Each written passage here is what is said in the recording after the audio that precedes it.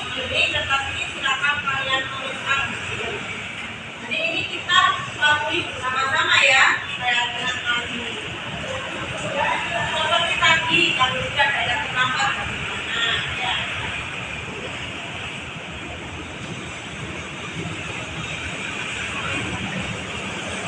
Ya, dan ini kita biar bisa berubah menjadi apa? Yang lebih baik, jadi anak yang mengerti.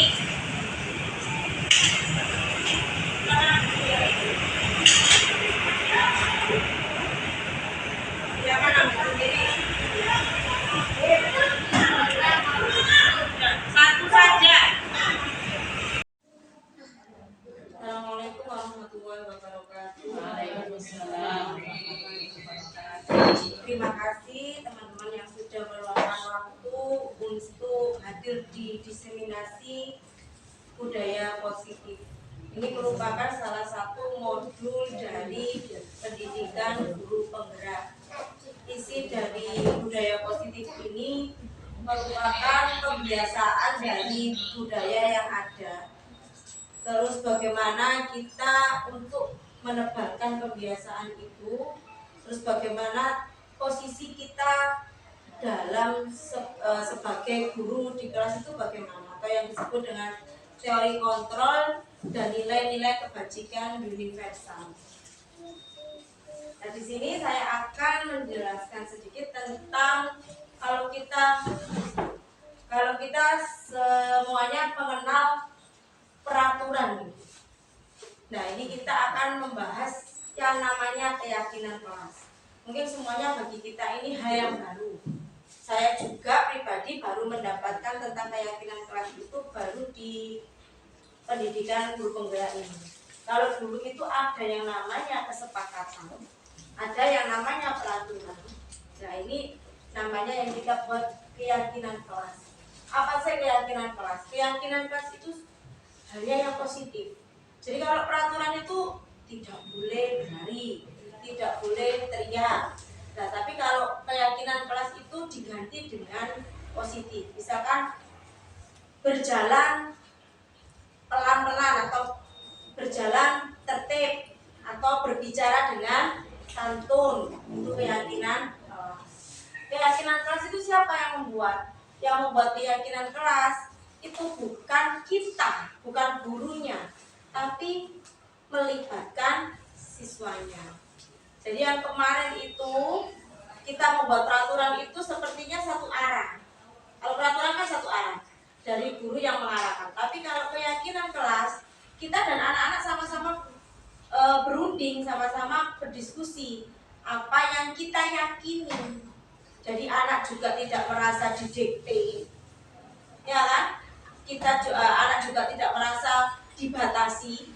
Kan takutnya anak itu menganggap sekolah ini sebagai ruang bermain yang besar. Tapi kita guru-gurunya membatasi untuk tidak boleh teriak-teriak, tidak boleh lari-lari. Nah, itu makanya gunanya keyakinan kelas. Semua warga kelas ikut berkontribusi dalam pembuatan keyakinan kelas. Jadi kapan ditetapkan? Ya kita tetapkan bersama. Nanti konsekuensinya apa? Ya kita tetapkan bersama. Terus keyakinan kelas apa yang kita angkat? Ya kita sepakati bersama. Contohnya, misalkan kita sepakat bertanggung jawab, keyakinan kelasnya bertanggung jawab membawa buku pelajaran setiap hari. Berarti itu sebuah keyakinan kelas. Yang kedua, di budaya positif ini langsung ke segitiga. Tujuannya kenapa sih kok harus ada? Nah, ini mana terus? Tujuannya apa? Tujuannya apa kok sampai ada yang namanya kesepakatan kelas? Kesepakatan kelas itu tujuannya apa? Tujuannya kita biar bersama-sama apa? Bersama-sama enak, sama-sama enak sehingga pembelajarannya menyenangkan. Itu tujuan dari kesepakatan dari keyakinan kelas. Itu saja Bu Liza, nanti mungkin bisa jadi masukan gitu. Kalau untuk selanjutnya tahun depan itu kita nggak ada peraturan sendiri tapi membuat yang namanya keyakinan kelas. Udah gitu lali aku.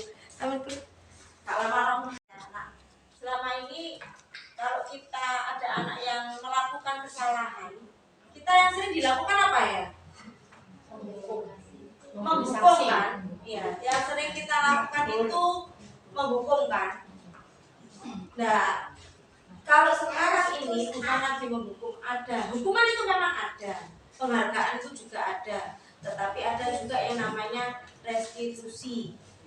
Kita sebagai guru harapannya kita melakukan restitusi ini, karena kita semuanya ini manajer ya Bapak Ibu. Kita itu manajer di kelas kita. Nah, seorang manajer tidak mengandalkan hukuman dalam mengatasi sebuah masalah, tetapi sebuah restitusi yang dipilih.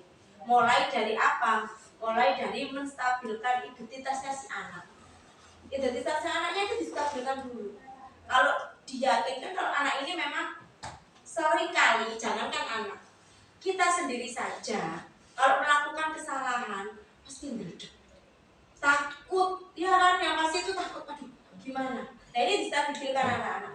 Iya nak, memang kamu itu memang salah, tapi kamu tidak usah takut, kamu jangan khawatir.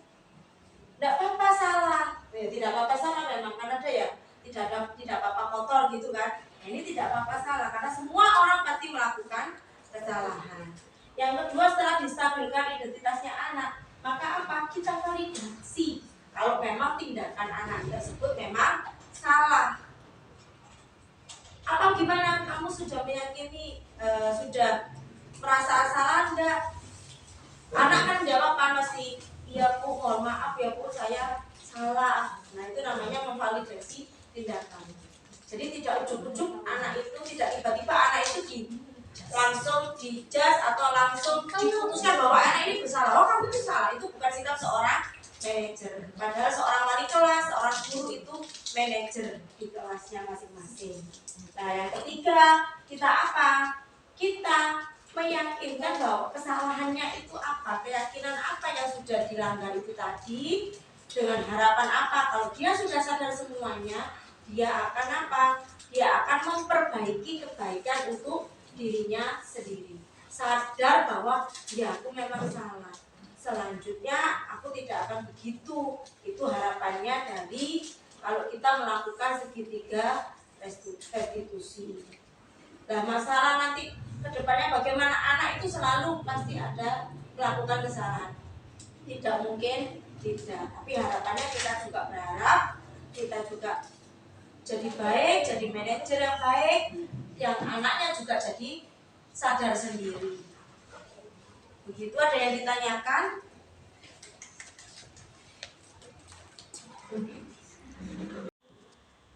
Demikian penjelasan yang dapat saya sampaikan. Semoga apa yang saya sampaikan ini menjadi ilmu yang manfaat barokah, bisa membawa perubahan bagi kita semua, dan tentunya anak didik kita semuanya menjadi insan yang santun, cerdas, kreatif, dan berprestasi. Terima kasih Bapak Ibu atas waktunya. Assalamualaikum warahmatullahi wabarakatuh. Waalaikumsalam warahmatullahi wabarakatuh.